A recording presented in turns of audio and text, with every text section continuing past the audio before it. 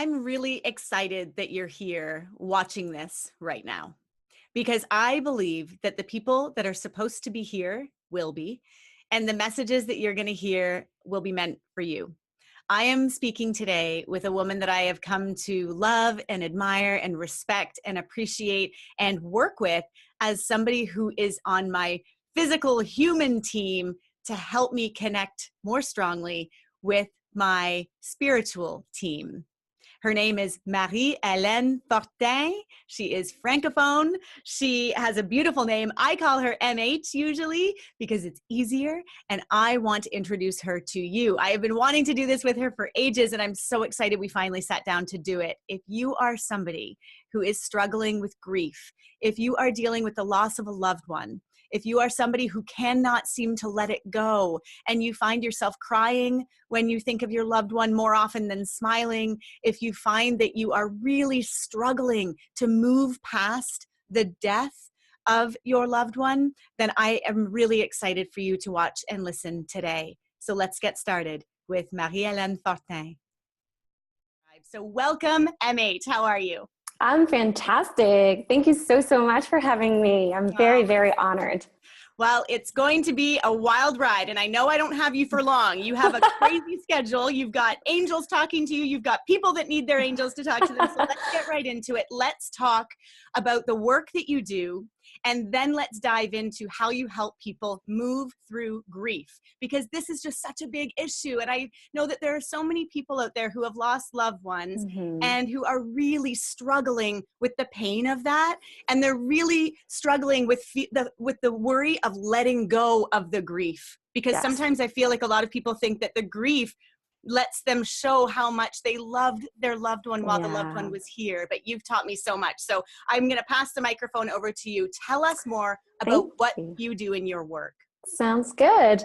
I'll start a little bit with what you said, healer, channeler and all, and then I'll finish with medium, which will move us into the grief work. So as a healer, I worked with actually everything and everyone. I use Reiki, but I also use intuitive healing, which is actually Reiki at a base, but it's been channeled. So what I mean channeled is that it comes from what I call my spiritual team, which we all have one. And I get to have ideas that come from them for them to help me to honor and continue to follow what my life purpose is, which is what I'm meant to do here on earth. So as a healer, what's happened as intuitive healing coming up is that I use Reiki as a base, but they've been giving me also other kinds of ways of helping and healing people. It is all non-invasive. It is energy, channeled through, and it's through hands, touch or no touch. And so that's one of the things I do. That I love working also with doing healing work with teenagers. I have lots of teenagers coming forward.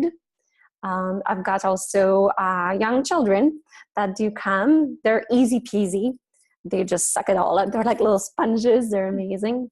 And I worked, and that's very dear to my heart, working with animals as well. So I do some healing with them. Mm-hmm. So when we talk about what kind of healing you do, so I have experience with your work, so I don't want to share that quite yet, but I want everyone watching to understand, what does it mean when so let's say somebody has lost a loved one and they are feeling really stuck in their pain. When they would reach out to you, what would the process be? What would it look like to them? Let's say you live in beautiful Wakefield, Quebec, but if they don't live near you, I know that you do Skype sessions and FaceTime and other uses of technology. So what would the experience be like? So the experience is that we, and like you said, I have people from Brazil, the UK, Germany, like a little bit all over the place, South Africa. So it's definitely not something that's only in person, because energy travels, right? And the way that it goes is that we set an appointment time, and we just get to use one of the technologies that works for both of us. And through that, we start, well, usually some people you will tell me, let's say they do come in right away and it's about grief work. So I usually tap into their energy. So what that means is that because they are in an open space and they're wanting me to help, I go into their energy just to feel what's happening and kind of figure out where, at what level, they are in pain, but also where in their grief work they are at. Because there's different, it changes as you keep moving, right? At the beginning, it's very acute, the pain that you feel, and it's there and it's all the time. And as it keeps, evolving, it becomes less and less intense, and less big and, yeah, is that the word, intense? Yeah. And present in a big way, but it still comes once in a while. Oh my gosh, for sure. And what I think is interesting about that, I just wanted to interject that I know that they often will say, people often will use the saying, time heals all wounds. And I really like the response to that. Time heals nothing. It's what we do in that time. Because I do know people personally who have lost a loved one 30, 40 years ago, and they are still struggling.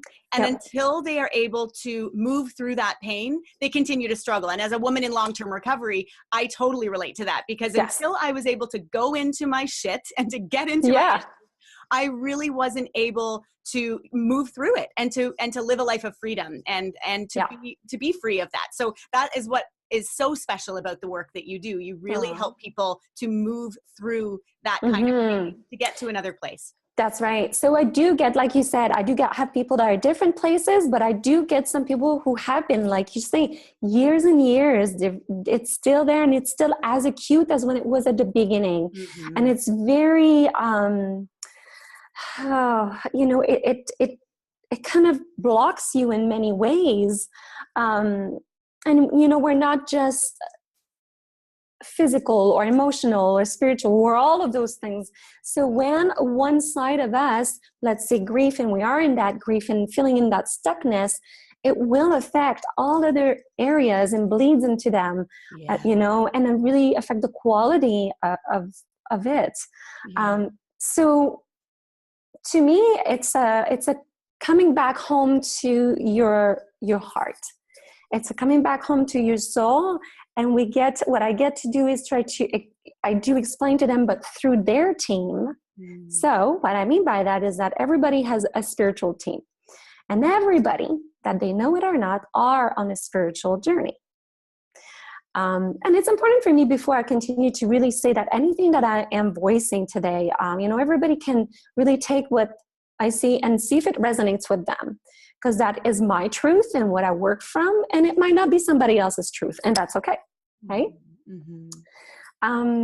So definitely we go and we look at how it impacts them, but I try to explain to them through the help of their guides, their guardian angels, and through also often the person who has moved on the other side, to bring up their view, the view from where they are, what it looks like. What I get to, and felt very honored to experience, is that so being clairvoyant, they get to show me where they are. I get to see what it looks like, their environment.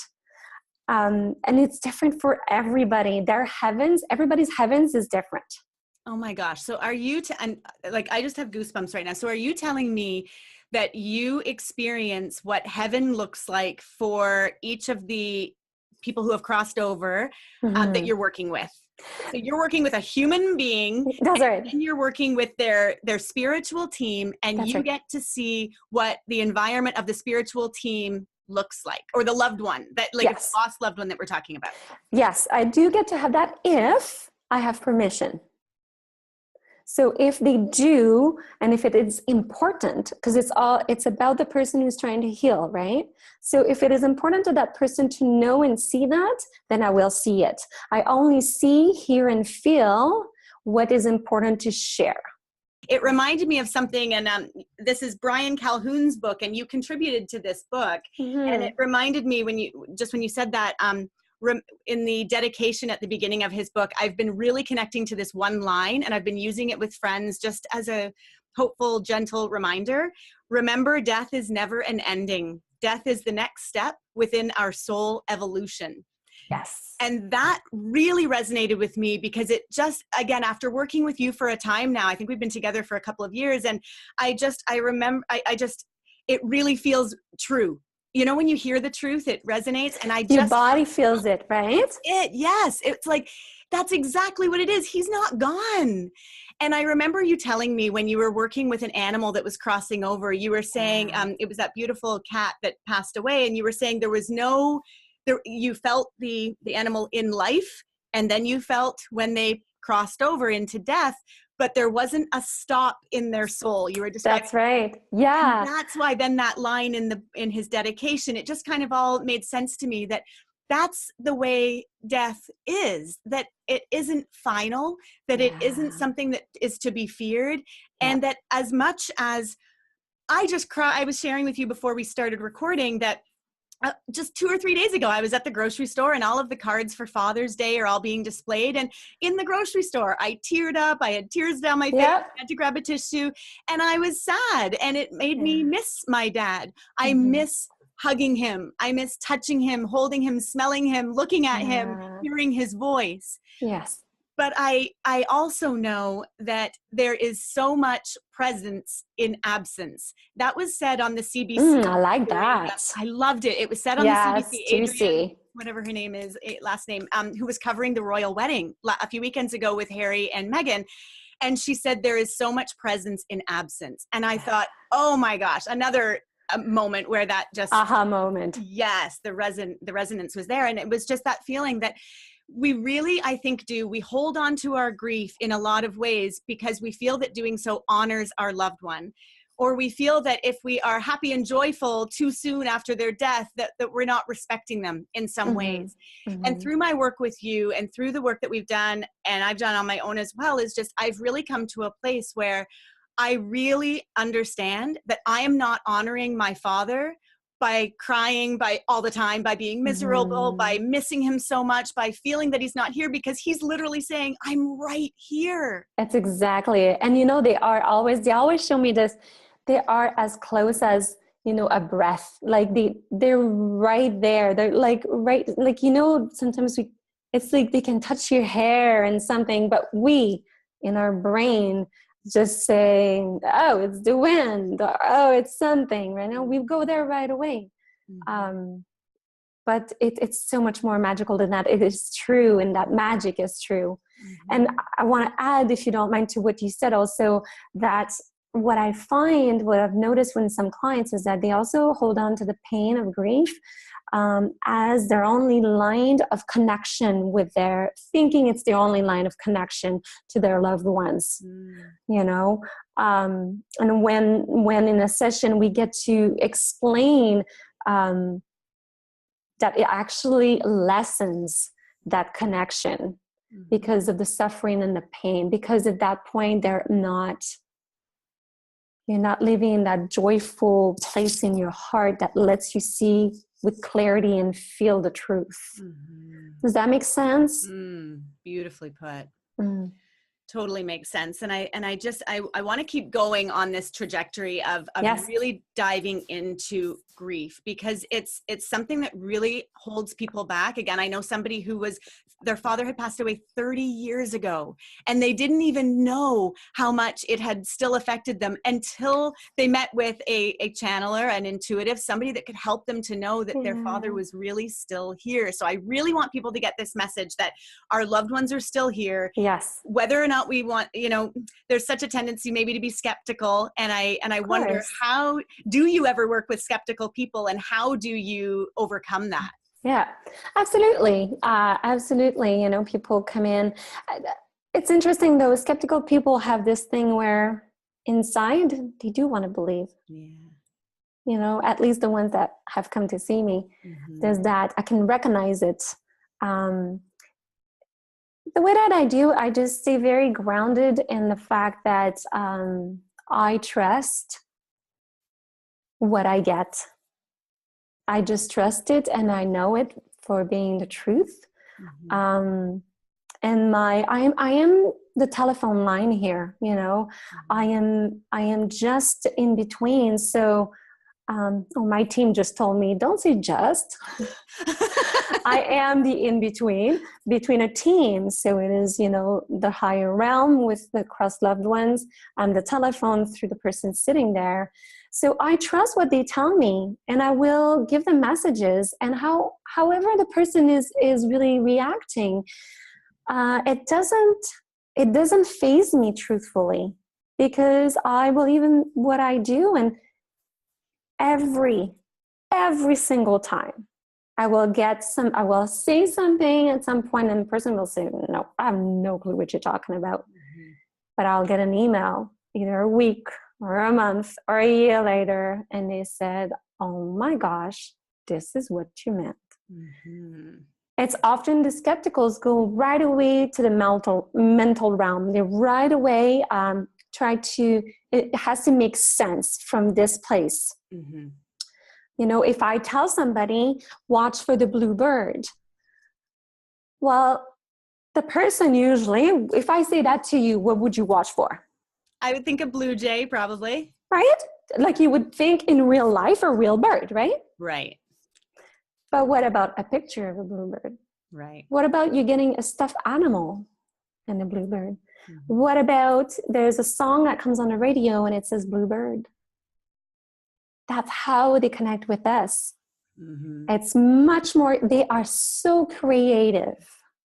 And that's where I find it so amazing. It opens our heart and imagination to a world that's not so much, I call that the third dimension, you know, the third dimension, that's where a lot of people live. And we move from that third dimension to higher dimensions. So, yeah. You mentioned signs, and I know a lot of people, they see signs, or they decide that something is going to be a sign, and then they're Yes. looking for that. And I love that. And for me, it's, I just seem to see dimes all the time. I know that seems very common, but I just choose. But it is.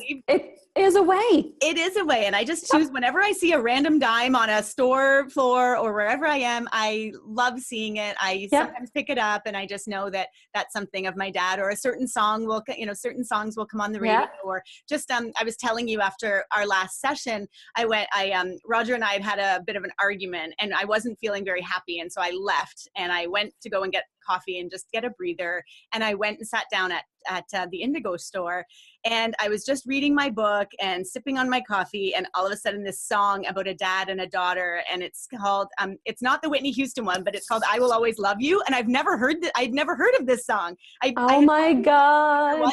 And it's just playing and playing and playing, and I'm bawling my eyes out, and I'm just like, Dad, I know you love me. I know you're here, and thank you. And it was just amazing. So I know that there are all of these signs, and a lot of people will just ignore those signs because they just don't even realize that that's what's happening, that these signs are signs. So if that's being ignored because we just don't even know, how can we, as just regular people, connect with our team or with our loved one? Yeah, that's a great question. Yeah. First of all, the first thing, so just so you know, by the way, as I'm doing this, I'm not alone. I have lots of people helping me right now. So there's things that come out that will just be from them, you know. And one thing that they want me to say to everyone is that if you find something, see something, feel something, you're like, I think that's a sign, know that it is. If you think or feel this is a sign, know that it is. And right at that point, stop questioning. Be in that moment with it. Acknowledge that it is. Okay? The biggest, there are many ways to be able to connect. But overall, the biggest thing that we're trying to accomplish to be able to do that is to gain clarity. If our channel, so ourself, the vehicle, is clear, then it will be much easier for the team or the cross-level loved one to pass along. There are ways on how to get very clear. And most of them are very cheap. They don't cost anything. But they need to be used on a consistent base. And that's where I see my clients, the one who are ready to do the work and the ones who are just needed that first connection with it. Mm-hmm. And then they're going on their journey, you know? So being able to connect with them is what would be helpful is nature. Nature is number one. It always comes number one. Spending time in nature helps to just clear your energy. Mm-hmm. Okay. Clearing your energy also with what you feed your body. If you're feeling heavy and if you're feeling like, oh, you know, just like, you know, like you just eat like a tub of ice cream or like a bag of chip and you're like, oh, you're with yourself. There's no way something can come in, right? Mm-hmm. Because your body is just, it's kind of closed in at this point. It's been clogged, you know? Mm-hmm.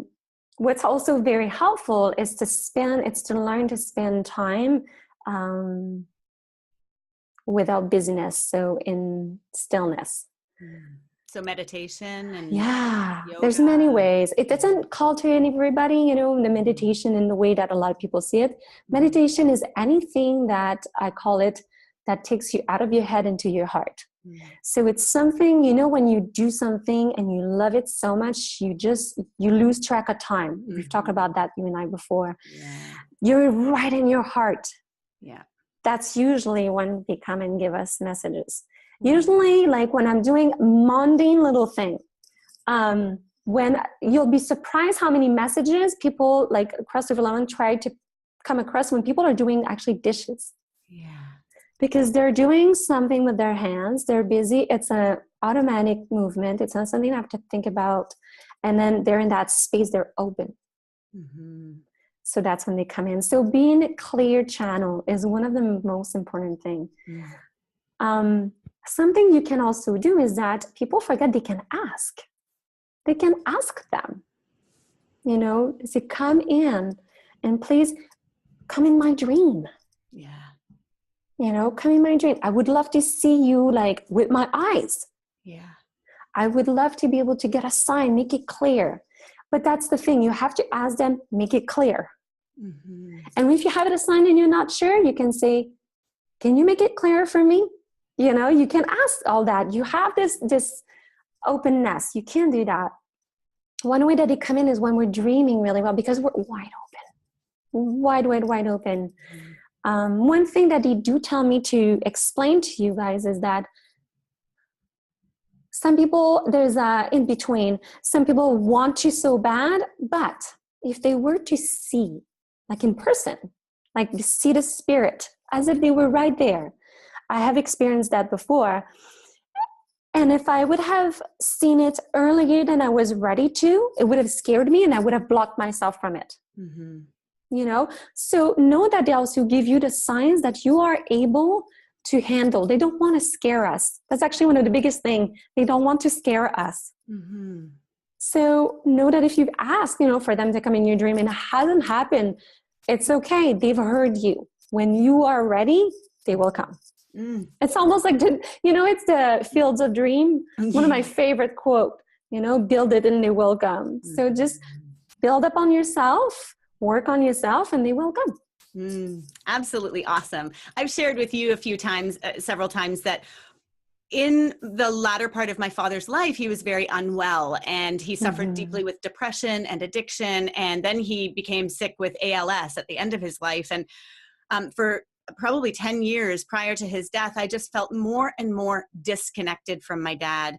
And I found that in death, he's almost more accessible to me now than he was when he was alive. And to a lot of people, that sounds crazy, but that really is the way that I feel about it. And with the work that I've done with you, I understand that he's not the same as he was, but the love is the same, that the feelings are the same. And his support of me and the gifts that he continues to give me are treasured. It really can be such a beautiful relationship. It's not, death is not the end of the relationship with our loved one. And that's what I think I really want to convey so much today, is that that's the blessing of this kind of work that I've done with MH and other people out there do. It really can help us to manage our grief, to move through it in a way that allows us to live with freedom and joy. Mm-hmm. And when we hear their name or feel a memory or think of something, we're not brought to tears every time, but Yeah, that we're joyful about having that memory brought back up. But absolutely. that brings me to something that I wanted to ask you about. Mm-hmm. What if we are people who have maybe have had a negative relationship or a lot of unfinished business, Yep. negative things have happened in that relationship, and then that person dies and we feel guilt or we feel shame or remorse, or we just want to say sorry, or the last time we saw Yeah. them wasn't a great experience and we think that everything is ruined because of that last experience. How can you help people who are feeling that way Mm-hmm. to change that way that they feel? Yeah. Well, the first big way I can do that is that because I have lived it. So it is from personal experience that I lost my mom when I was 23, and she was mentally disabled, but also had just had she had brain cancer as well. Sorry, I said mentally disabled. I meant mentally ill, and she had brain cancer and passed away from that. I actually wasn't around. I was away in another country. I had made sure with the doctor, was there time, was I okay to go in and come back? And because it wasn't like she was, it wasn't like she was on her deathbed. Things were just moving along, in her journey of death. And I went and she passed. So there was a lot of guilt about, first of all, not being there. A lot of sadness because when I came back, everything had been done. She was already cremated. Everything had been, and I hadn't had the chance to say goodbye in the way that I wished I had. Mm-hmm. And further, as I grew older, I realized there was a lot of anger. There was a lot of anger towards just situations that we had gone through together that wasn't resolved. Just anger also at the fact of how she left. Just angry at the situation. Mm-hmm. So, what I did is that I had to do some healing on my own first, which is what I did. I spent, which is what, in truth, in this world, is our highest work to do, our biggest work. That's the real work. It's not the 9 to 5. Yeah. This is the real work. It's working on us, expanding and growing as a soul that's into an earthly body. That's how I see it. So, the way that I like to help people going through this is that we do go into that place and I let their team guide me. They tell me things that I wouldn't know about situation, about arguments, about feelings, and we tap into what's the root of it. And a lot of people will say that, I don't want to go back in the past. And the thing is that we're not going to go back in the past to stay there. Your team is doing that just to be able to tap into what needs to be attended to, and then we bring it in the present. And how is it affecting you in your life right now? Mm-hmm. So that's one of the biggest things. We start with that kind of healing, actually. And everybody is different. It can be a long process. It can be a short process. It can be a choppy process. Yeah. For me, it was a little bit, I'm like, oh, I'm good now, move on. And I'm like, oh, there's something else, and let's work with that. Mm-hmm. And it's to honor that. It's okay. There's no right and wrong way to do this.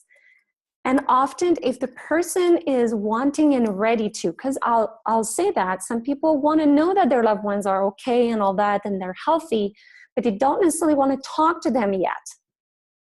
And that just tells me we're not ready because we still have some work to do, and that's okay. And eventually they will move to a place where they're ready to hear from them, their true them, Mm-hmm. And I can tell you that having done this work with myself, with my mom, I have a better, she will be June 16th, will be 17 years she's gone. And I have a better relationship with my mom now than I ever did ever in my life. Yeah. And not only, yes, because I can tune in. And funny enough, I want to tell you that I can't tune in with my mom as well as I can tune in for everybody else. Interesting. Because my own ego gets in the way. Mm-hmm. Okay, so I have to go and see somebody else, actually. Mm. That helps me. Yeah. Mm-hmm. And there's nothing wrong with that. It's knowing that, oh, I'm also on my own journey, you know. But with the help of those people, I've had those moments, and I've had those apologies that I wasn't looking for, but when I heard them, I was like, oh, just the fact that I knew she knew. Mm-hmm. And she was acknowledging my pain and what I had gone through. Mm-hmm. And truthfully, my mom and I, for a few years, healed each other. So that's another something. Is that English? You know, I make up stuff. It's okay.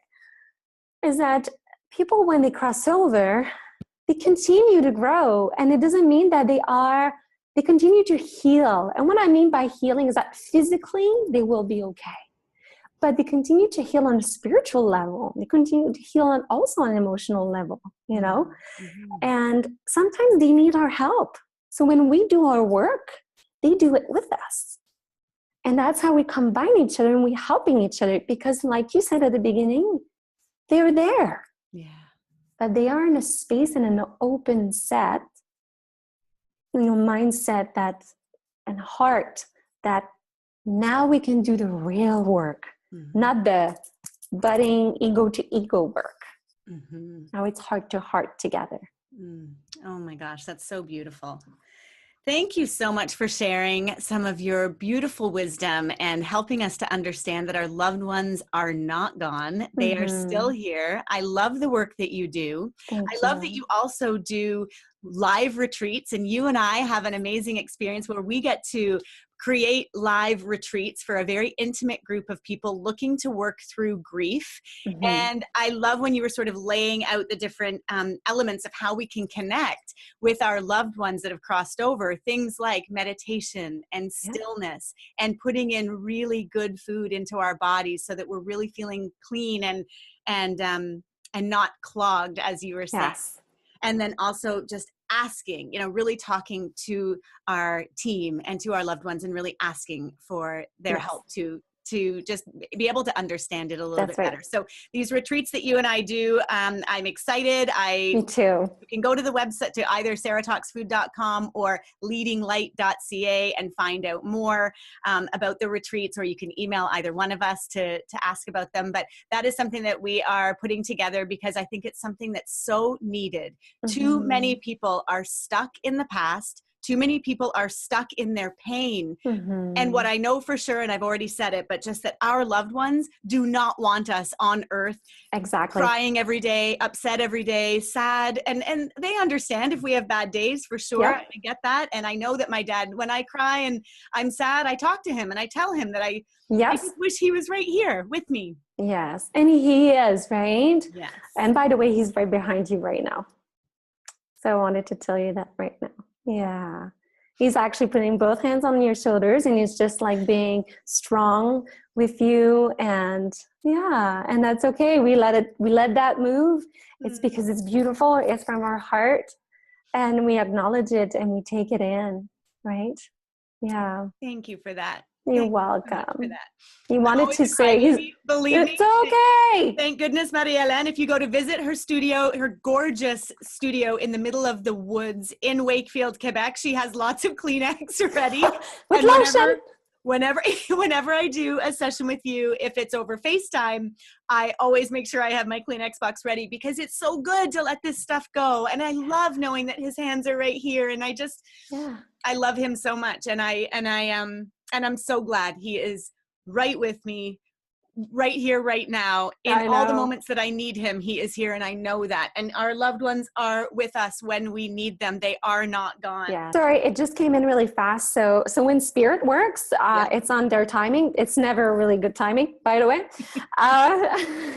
But they did want to make sure that people knew that when you think of your loved ones, it's because they are thinking of you. Mm. Right? Like And every single time. every single time when you think of them, it's because they're thinking of you. And sometimes you'd be like, wow, that's a lot. And yeah. And however it shows up. So I when I got that as a message, I was like, wow, they are really trying to also connect with us. It's not just me trying here. Do you know what I mean? Mm-hmm. So they said that was really important, and that there's a few people that are going to watch this that are really going to resonate with that. It's going to change something in their grief. That is I love that. I love when people think about things differently, when they see something or hear something and it resonates with them and they know that that message was for them. So absolutely, anyone watching right now, if you are struggling with grief, if you are struggling with the loss of a loved one, they are not gone. It is their soul's evolution. Death is simply the evolution of our soul. And I think that's so important to share. And I really want that anybody out here that's watching that is struggling, please get in touch with Marie-Helene Fortin. She is amazing. I love saying her name, pretending like I speak French. My French is horrible. But I will share all of the links to connect with MH, Marie-Helene, however you want to say it. I will share all of the links below. Oh my gosh, I'm still crying. I love it though. It's good tears. It's healthy tears. And I think that that's what's so powerful about this. This is another part. This is why I wanted to interview you. It's because this is a part of our wellness. Our health and wellness is not just eating right and exercising. That's scratching the surface. That's the bare minimum. That's sort of the foundation, as I like to think of it. And all of the rest is the real work. Like you said, our real work on earth is not the 9 to 5. It's really getting to the root of what's going on with us and inside of us, and being able to connect with our teams. And I can't believe it's so funny to talk about our teams, and that my maternal grandmother and I didn't have the closest relationship. But what's funny is, and I don't think I've shared this with you, the only story that I really remember of my Nana was the story that she told me every single time they would come. My Nana and Papa would come to our home to visit. When I was little, from the age of probably 3, 4, 5, I don't remember, up until I was a teenager, I would lay on her bed and I would chat with my Nana in the morning when she was just getting up. I'd bring her tea or whatever. So sweet. Yes, and she would tell me this story every single time of how death is simply the seasons changing, and are you serious? on off the tree, and that's death. And so, Sarah, don't ever be afraid of death. It's just part of life. And as a kid, I was just I'm like, why does she keep telling me this same stupid story? Like, why does this keep?